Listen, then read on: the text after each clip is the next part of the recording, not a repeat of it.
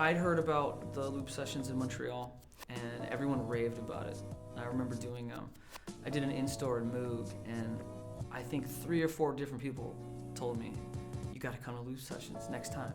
And so, and it never lined up. And I knew about, in touring Europe, I'm always looking for beat events and stuff. And so I heard about the Brussels one,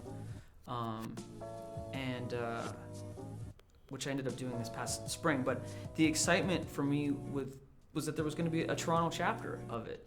And so I get excited when I think music is one of those things, like sort of in a cliched sort of way, that it just sort of connects people from all kinds of diverse areas and cultures and things like that. So you can go to a loop sessions and you don't know anybody, and by the end, you know, not even that, by the beginning, like when you show up, you immediately have a peer group, you all have something to talk about, you already have something to share, and you haven't even started making. I was excited about loop sessions coming to Toronto, and I really wanted to see it succeed. So when it first came, I was excited to be. I was a cheerleader, I guess, for lack of a better term, trying to get people out. And I think the other thing about being a producer is that it's traditionally, I don't think it's this way anymore, and I'm glad for that, but it's traditionally an isolated sort of role.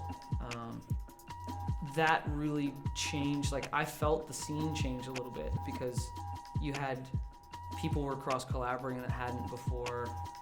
Producers weren't so, you know, I don't know, protective of their stuff, and everybody was a lot more open. And I feel like, especially with producers, because we're sort of isolated. I mean, even a studio setup is like, it's built for one person to sit between 2 speakers. Anytime you can kind of build a community around people that are in isolated things, you can really feel the change, like amongst your maybe peer group or scene, or you know, whatever you want to call it. Like, I'm so glad that there are more and more spaces for this kind of thing to happen, because I think it's, you know, I think it is the difference too between somebody, a young person, maybe continuing to do it or not, you know, because it's, like I said at the beginning, it can be an antisocial activity.